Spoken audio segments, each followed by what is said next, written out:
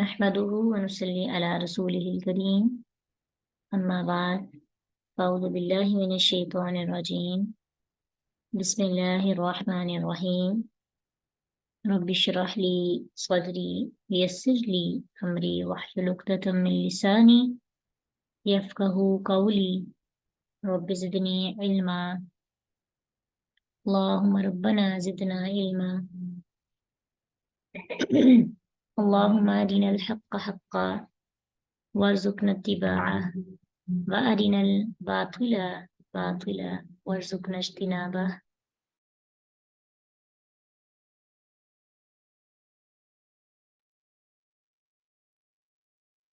खुशहाल जिंदगी के 12 असूल हम सीख रहे हैं और हो सकता है उनमें से कुछ चीजें हम पहले ही करते हों, लेकिन अब हमने शौरी तौर पर उनको अपनाने की कोशिश करनी है।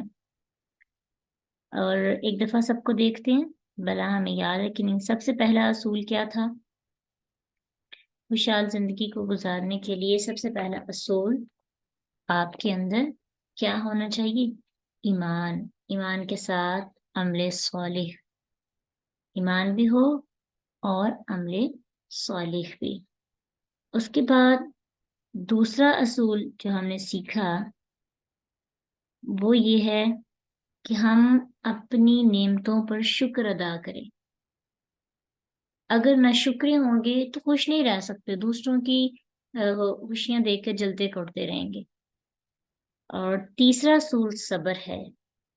और चौथा असूल कि आप ज्यादा से ज्यादा अल्लाह से तौबा करें, यानी अपने आप को आजिज रखें, अपनी गलतियां टटोलते रहें, अपनी इस्लाह करते रहें। क्योंकि जो बंदा खुद को मुकम्मल समझ लेता है ना, वो भी खुशहाल नहीं रह सकता, क्योंकि उसको दूसरों के अंदर नेक गलतियां नजर आती हैं। तो बस इस्तिग़फ़ार का मतलब ये है कि उंगलियां जो दूसरों की तरफ उठती हैं अपनी तरफ आ जाएं। आपने देखा होगा कि हमारे मुआशरे में जो लोग तनकीद बहुत करते हैं, वो खुद अपनी गलतियां नहीं देखते और लोगों पर तनकीद करते हैं। ऐसे लोग कभी भी खुश नहीं रह सकते। लोगों की पॉजिटिव बातों को नेगेटिव लेते हैं। यानी ये वही बंदा ले सकता है जो अंदर से खुद को बड़ा अच्छा और नेक और पूरा मुकम्मल समझता है। जिस बंदे को पता है कि गलती मुझसे भी हो सकती है। अब कुछ ऐसे आप देखेंगे लोग होते हैं कि अगर आप कभी एक गलती हो जाए, होती है, हर इंसान से होती है, वो उस गलती का बार बार बार बार तस्करा करते हैं और आपको बहुत डिमोटिवेट करते हैं। इसके बरक्स वो लोग होते हैं कि आपसे गलती हो जाती है, वो आपको इस्लाह तो आपकी करते हैं, लेकिन अंदाज इतना आजिजाना होता है कि इन उनकी फीलिंग्स ऐसी होती हैं कि मुझसे भी हो जाती है, कोई नहीं आपसे भी होगी, खैर है, मसला कोई नहीं है, नो टेंशन। तो ऐसे लोग जो है ना, ये अपने आप को मुकम्मल नहीं समझते। जो ये समझते हैं कि हमसे मिस्टेक हो जाए, दूसरों से भी हो जाए, कोई इशू नहीं। तो ऐसे लोग खुशहाल रह सकते हैं। क्यों? हम लोग जो ज्यादा सर खपाते हैं वो खुशहाल नहीं रह सकते। तो सर खपाने वाला बंदा वही होता है जिसको पता है कि अगले बंदे को मैंने ठीक कर देना है, जिसको पता है हिदायत देना अल्लाह का काम है, जिसको पता है गलती इंसानों से हो जाती है, वो बंदा सर नहीं खपाता और खुशियां भी ज्यादा पा लेता है। इसलिए रिलैक्स रहा करें। जो काम आपके इख्तियार में नहीं है उसके बारे में इतना सोच सोच के अपनी जिंदगी को डिस्टर्ब नहीं करें। और नेक्स्ट है जी नंबर 6, नमाज। नमाज जो है वो भी इंसान को सुकून में रखती है। ठीक है, अगर जो बंदा नमाज नहीं पढ़ता वो खुशहाल नहीं रह सकता, क्योंकि उसके अंदर से एक उदासी, उसकी रूह को तस्कीन नहीं पहुंचती। रूह का गुस्ल होता है ना 5 वक्त, तो वो नमाज है।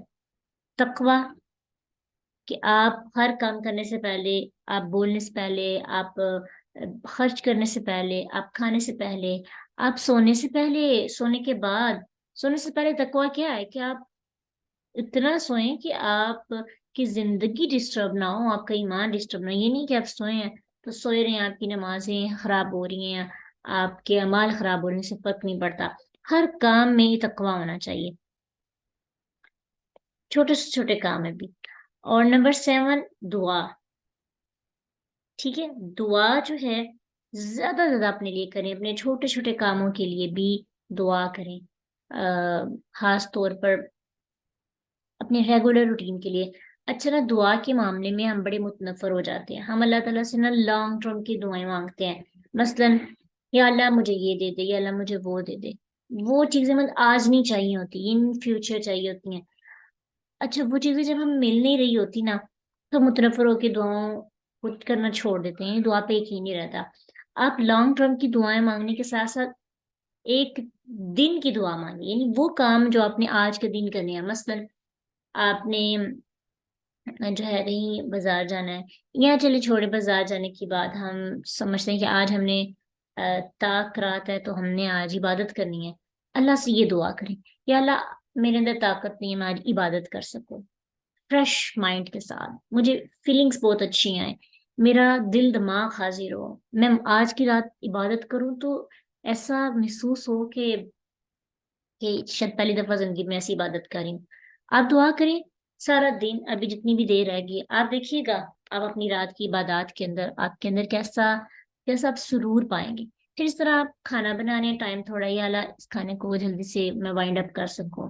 یعنی چھوٹی چھوٹی دعائیں جو ہمیں روزمرہ کے معاملات میں چاہیے ہوتی ہیں، دعاؤں سے برکتیں آتی ہیں.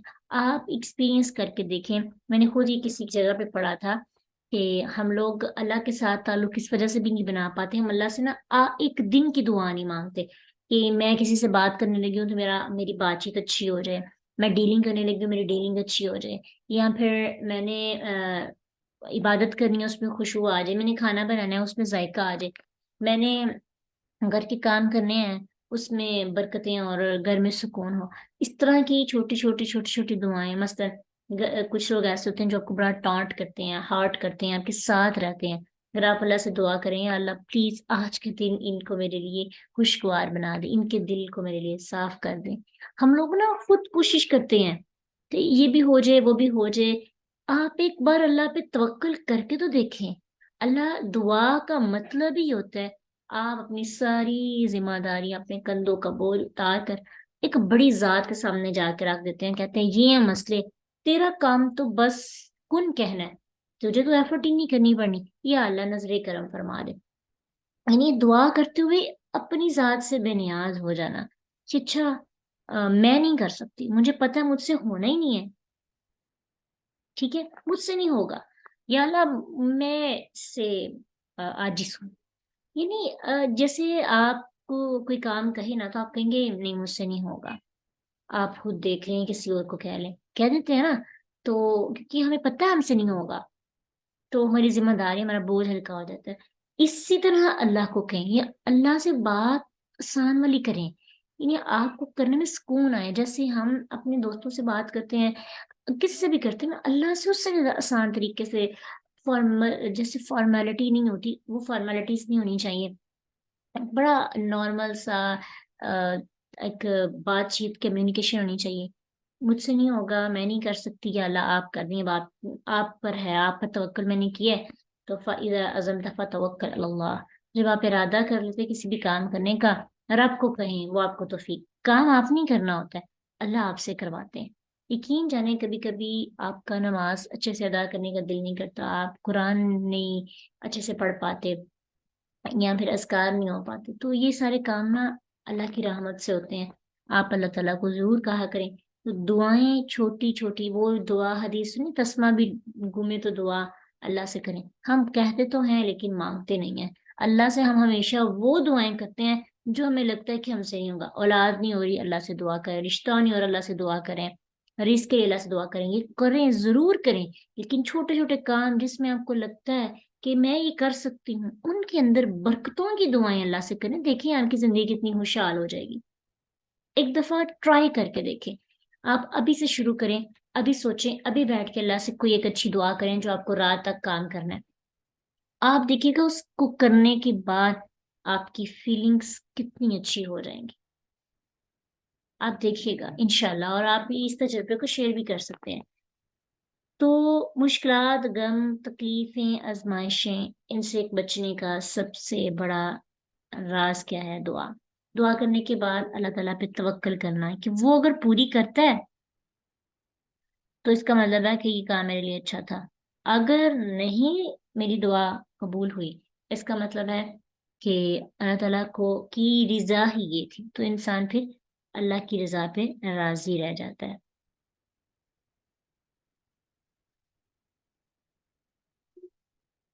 ہاں بہت خوبصورت دعائیں ہیں، ہنڈیا کے لیے کپڑے صحیح استری ہو جائیں، بالکل یہ بہت خوبصورت دعائیں ہیں، ان کی بڑی ضرورت ہے، ہم پریشان ہی ان کی وجہ سے رہتے ہیں، نمک تیز ہو جائے تو کچھ لوگ تو ذرا اچھے ہوتے ہیں، کچھ ان لاز کے اندر بھی، اپنی فیملی ان لاز کی بات چھوڑیں، اپنی فیملی اپنے ماں باپ بھی اگر ہلکی سی مرچ تیز ہو جاتی ہے، نمک تیز ہوتی ہے تو اس کو وائنڈ اپ کرنے کی بجائے اس کو بکھیرتے ہیں، اچھا مطلب ایک ایک لقمے پر تانے ملتے ہیں، ایک ایک لقمے پر طنز کی جاتی ہے، تو ہاں آج چمچ بھی ہلا رہے ہیں، ساتھ اذکار کریں، ذکر کریں، تو دیکھیے گا انشاءاللہ آپ انجوائے کریں گے۔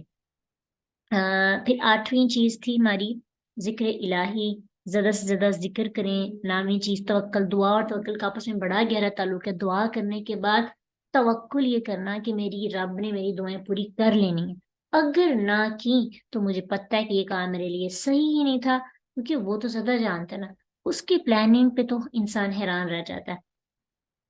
لاسٹ 3 پوائنٹس تھے جو میں ڈسکس کرنے تھے، 10واں اصول زندگی خوشحال گزارنے کا، فارغ وقت میں علم نافع کا مطالعہ کریں، اور فارغ تو ہم رہتے ہی نہیں، آج کے دور کی بات کیجیے، کام کام کام، کھانے پہ کھانا، کپڑے پہ کپڑے، بچوں کی ذمہ داری، مطلب ہم لوگوں نے زندگی میں کام والی بھی لگوا لی ہے، اور برتن دھونے والی بھی لگوائی ہوئی ہے، کپڑے دھونے والی بھی مشینیں آٹومیٹک آ گئی، پھر بھی ہم فارغ نہیں رہتے، یہ ہم پر ایک عذاب ہے کہ ہم نے اللہ کے ذکر سے اراض کیا، ہماری ذمہ داریاں بڑھ گئی، فضول ذمہ داریاں ہم پر عائد کر دی گئی، حالانکہ جو ہونی نہیں چاہیے تھی، اور ہم نے خود کی ہیں۔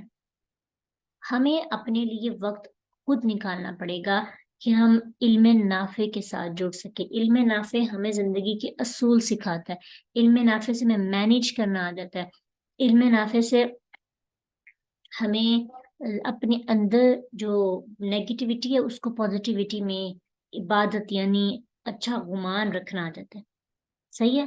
تو اس لیے کیا کرنا ہے، فارغ وقت کو بے مقصد نقصان دہ چیزوں میں، موبائل کو زیادہ سے زیادہ استعمال کرنے میں، ڈرامے پر ڈرامہ دیکھنے میں، ٹھیک ہے، موبائل ایک حد تک استعمال کیا جائے نا تو ٹھیک ہے، اگر آپ موبائل کو علم مطلب نافع یعنی اچھے کاموں کے لیے استعمال کر رہے ہیں پھر تو اچھی بات ہے، لیکن اگر موبائل یوٹیوب پہ فیس بک پہ سکرولنگ چل رہی ہے، یوٹیوب پہ کوئی ایک ویڈیو ہے، دوسرے تیسرے چوتھے ہے، یہ ساری بیکار چیزیں ہیں۔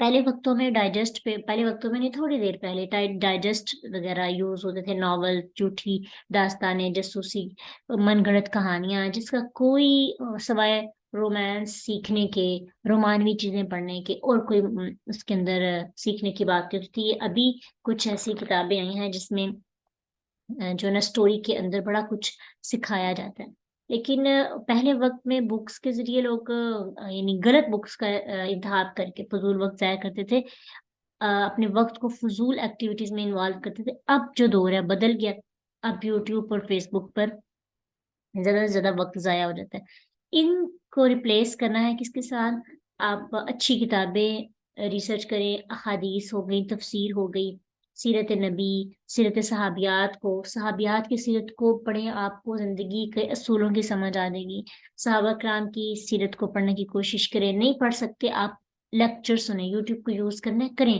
آپ لیکچر سن لیا کریں، آپ کام کریں نا کچن میں کام کریں لگا لیں، الحمدللہ لوگ اتنے زیادہ شوقین کچھ ہوتے ہیں، میری ایک اسٹوڈنٹ ہے وہ بتا رہی تھی کہ وہ حفظ کاری ہے نا، اور وہ گورنمنٹ ٹیچر ہیں، ان کے 2 بچے بھی ہیں، اور ابھی جو ہے نا ان کو حفظ کا شوق آیا، تو حفظ کا لیسن وہ کس طرح سے یاد کرتی ہیں، کہتی ہیں میں افطاری بنا رہی ہوتی ہوں اور ساتھ ساتھ میں تلاوت سنتی ہوں تو ساتھ ساتھ یاد کرتی ہوں، یعنی وقت نہیں ان کے پاس کرنے کا، مینیج خود کرنا پڑتا ہے آپ کو کہ آپ نے اپنے آپ کو قرآن کے ساتھ اٹیچ کیسے کرنا ہے، ٹھیک ہے، قرآن کی تفسیر سن لیا کریں، اب کچھ لوگ اعتراض کرتے ہیں کہ ہمارے لیے مینیج کرنا، پراپر کلاسز لینا مشکل ہوتا ہے، آپ یوٹیوب پہ بڑے مختلف لوگوں کے لیکچرز ہیں تفاسیر کی، اب ترتیب کے ساتھ ایک زندگی شروع کریں، یہ نہیں کہ آپ نے ایک دن یہ سن لیا وہ سن لیا، اس سے بھی یہ کہ اگر آپ کسی دن نہیں بھی سن پاتے،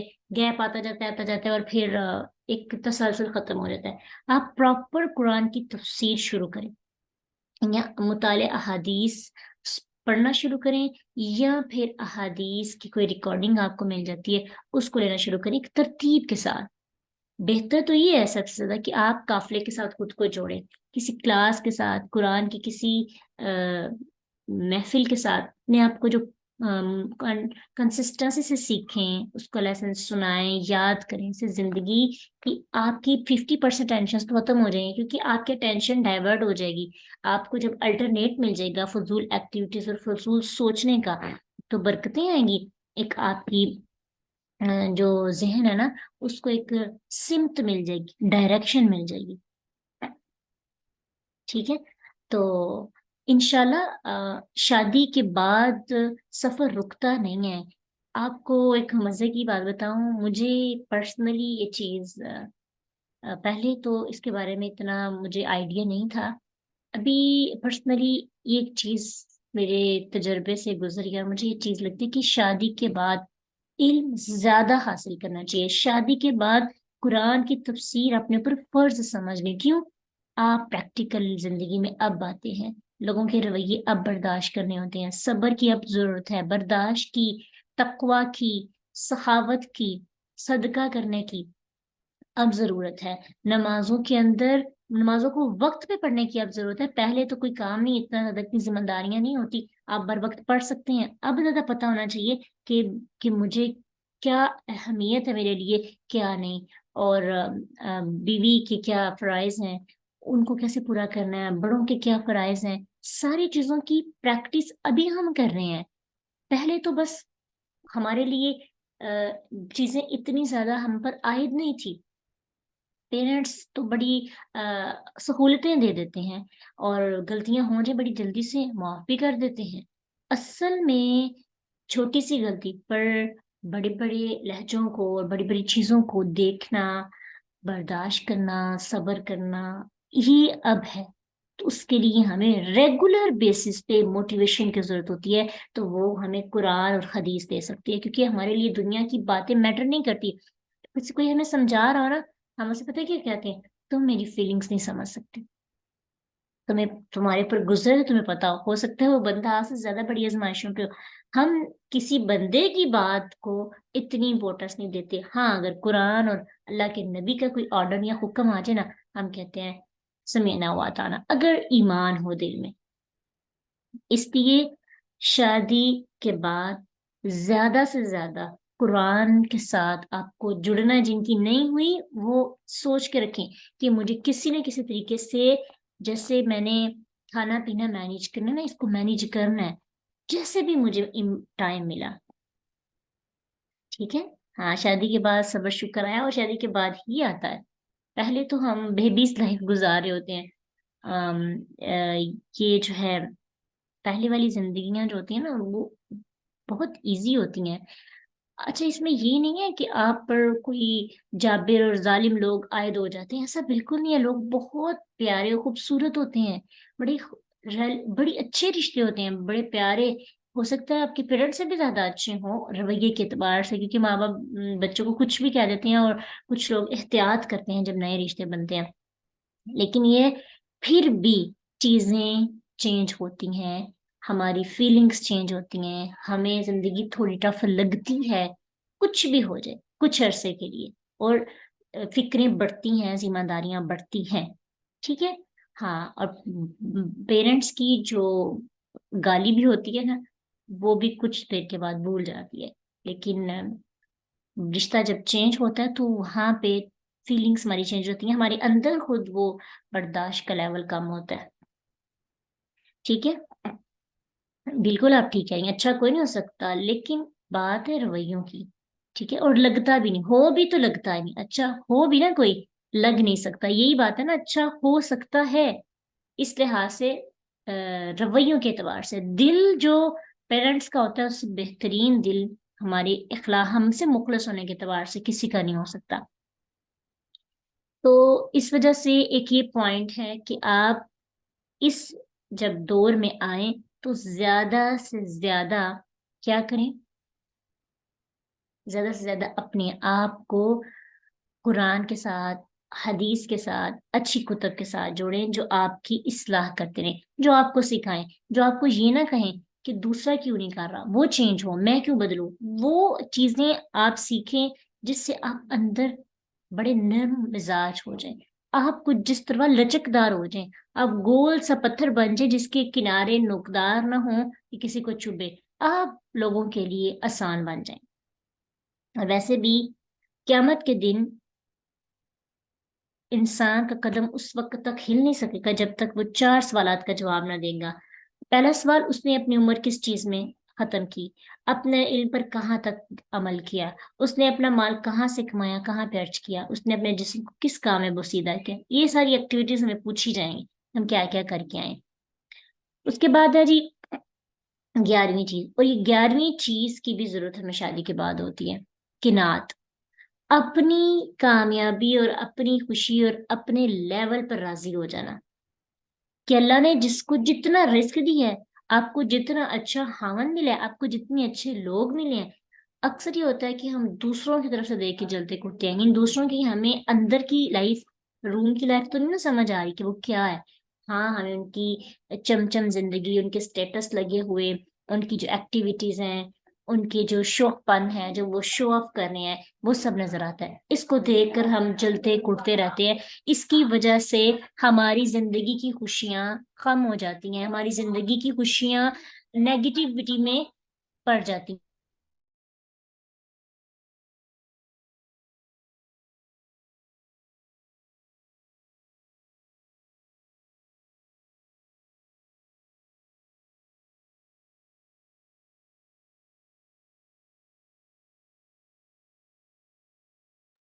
تو اس وجہ سے اپنے رشتوں پہ کنات کرنا، میرے رشتے اچھے ہیں، آپ خوبیاں تلاش کیا کریں، خامیاں 100 مل جاتی ہیں، اس لیے اپنی بیماری جو ہم یہ دیکھتے ہیں نا کہ جب کہ مجھ سے بڑے کتنے ہیں، یہ حدیث میں بھی آتا ہے کہ اس شخص کی طرف دیکھو جو دنیاوی اعتبار سے تم سے کم تر ہو، اور اس شخص کی طرف مت دیکھو جو دنیاوی اعتبار سے تم سے بڑا ہو، کیونکہ اس طرح تم دنیا کی نعمتوں کو حقیر نہیں سمجھو گے۔ بات یہی ہے کہ اگر کسی جاننے والے کو اچھا لائف پارٹنر مل جاتا ہے، یا اس کی بڑی سیٹلڈ لائف ہے، پیسے کے اعتبار سے گھر بڑا اچھا ہے، پیسہ لٹانے والے لوگ ہیں، اور آپ کے پاس جو انسان ہے، جو آپ کو لوگ اللہ تعالیٰ نے عطا کیے، وہ ان کی خوبیاں اور طرح کی ہیں، ان کا کردار اچھا ہے، ان کا اخلاق اچھا ہے، وہ آپ کے ساتھ اچھا ٹائم سپینڈ کر سکتے ہیں، آپ کے ساتھ بات چیت کرنے کا ٹائم ہے۔ آج اگر آپ کے ساتھ لوگ گفتگو کرتے ہیں، آپ کو سنتے ہیں، آپ کے ساتھ انجوائے کرتے ہیں، تو اس سے بڑی نعمت نہیں کوئی، لیکن قناعت کرنا چاہیے، جتنا اللہ نے دیا ہے اس پہ راضی ہو جائے، ٹھیک ہے۔ حدیث میں آتا ہے کہ جو شخص اس حالت میں صبح کرے کہ وہ تندرست ہو، اپنے دل میں پرامن ہو، اس کے پاس ایک دن کی غذا موجود ہو، گویا اس کے لیے پوری دنیا کو جمع کر دیا گیا ہے۔ اللہ اکبر، نہیں اس کے پاس تندرستی بھی ہے، دل بھی سکون میں ہے، ایک دن کی غذا بھی موجود ہے، سمجھیں اس کے پاس دنیا کی ہر نعمت ہے، لیکن ہمارے پاس جو ہے نا، ہم اس کو دیکھتے ہی نہیں ہیں، جو ہمارے پاس نہیں ہے ہم نے تو اس کو دیکھنا ہوتا ہے، اس وجہ سے ہماری ساری خوشیاں زائل ہو جاتی ہیں۔ 12واں اصول، خوش رہنے کا، یہ سارے کام آپ یہ سارے کام کر رہے ہیں، ابھی بھی خوشی اتنی زیادہ نہیں مل رہی، اب کیا کریں؟ دوسروں کی پریشانیوں کو دور کرنا شروع کر دیں۔ دنیا میں دکھ اور پریشانیوں سے نجات پانے کے لیے یہ 12واں اصول ہے کہ اپنے مسلمان بھائیوں کے ساتھ دکھ بانٹیں، ان کی پریشانیوں کو، نہیں آپ مالی طور پہ ان کی ہیلپ کر سکتے، ان کی اخلاقی طور پر مدد کریں، ان کو وقت دیں، ان کو سنیں، ان کی بات سن کر ان کو دلاسا دیں، ان کو تسلی دیں۔ ایسے بھی جو شخص چاہتے ہیں نا اس کی دعائیں قبول ہوں اور اس کی پریشانیاں دور ہوں، تو اسے کیا کرنا چاہیے؟ تنگ دست لوگوں کی پریشانیوں کو دور کرنا چاہیے، ٹھیک ہے۔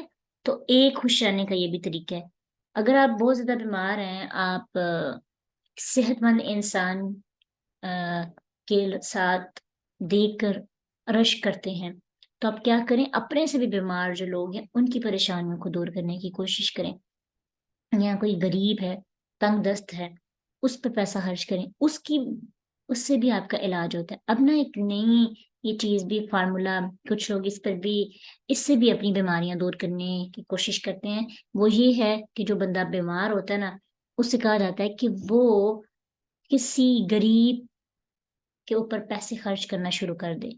اور یہ ایکسپیرینس بھی کیا گیا کہ آہستہ آہستہ بیماریاں ختم ہونا شروع ہو جاتی ہیں.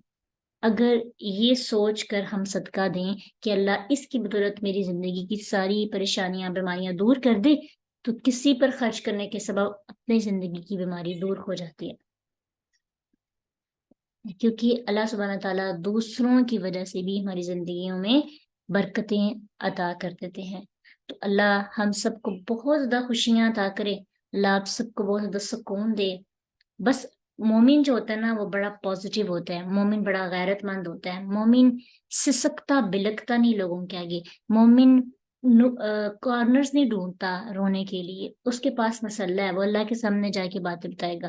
مومن کو نا بڑا فریش رہنا ہوتا ہے. مومن سمجھے ایک جب وہ نماز پڑھتا ہے اس کی ایکسرسائز ہوتی ہے. وہ جم جاتا ہے. مومن کی جم ہے نماز. مومن کی جم ہے توکل. مومن نے اپنی باڈی بنانی ہوتی ہے صبر سے، شکر سے، توکل سے، ذکر الہی سے، توبہ استغفار سے، قناعت سے، تقوی سے، رضا سے. یہ ہے مومن کی جم. اور مومن اپنی باڈی اس سے بناتا ہے. مومن جب چلتا ہے، جب زندگی گزارتا ہے، تو لوگ اس کو بڑا خوش قسمت سمجھتے ہیں کہ اس جیسا خوش بندہ نہیں. وہ اپنی پریشانیوں کو اپنے اندر رکھتا ہے اور اللہ کے سامنے جا کے، کیوں اس کو کوئی تکلیف نہیں پہنچتی. کیا اس پر آزمائش نہیں آتی؟ سب کچھ آتا ہے. لیکن وہ اپنی مسکراہٹوں کو اپنی زندگی کا حسن بناتا ہے. اسی لیے تو کہا گیا ہے کسی کی طرف دیکھ کر مسکرانا بھی صدقہ ہے. اس لیے زیادہ زیادہ مسکرانے کی کوشش کیا کریں. آپ مسکرائیں گے نا تو آپ جلدی بوڑھے نہیں ہوں گے.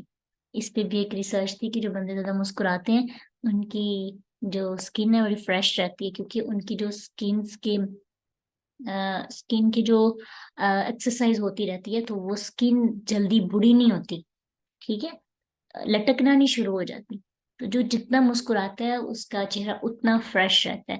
تو آپ کو سرجری نہیں کروانی پڑے گی بوڑھے ہو کر. آپ مسکراہٹ کے ساتھ ہی اپنی ایکسرسائز کر دیا کریں. بخشش انشاءاللہ کیوں نہیں ہوگی. ہمارا اللہ پہ یقین ہے کہ ہم اللہ سے مانگیں گے تو اللہ ہمیں ضرور بخشش ہماری کریں گے انشاءاللہ. اللہ ہم سب سے راضی ہو جائیں. اللہ ہم سب کو سکون عطا کریں. ایک دوسرے کے لیے آپ سب ایک دوسرے کے بہن بھائی ہیں. بھائی تو نہیں، بہنیں ہیں. مومن ایک دوسرے کے آپس میں بہنیں ہوتی ہیں نا. تو اللہ آپ اپنی بہنوں کے لیے، اپنی دوستوں کے لیے بھی دعا کیا کریں انشاءاللہ. اللہ جو بھی ہمارے اس محفل میں موجود کسی کی ٹینشن ہے، کوئی بیمار، اللہ اس کو جڑ سے ختم کر دے. آمین. وآخر دعوانا ان الحمد للہ رب العالمین. سبحانک اللہم و بحمدک، نشہد ان لا الہ الا انت، نستغفرک و نتوب الیک. السلام علیکم ورحمۃ اللہ وبرکاتہ.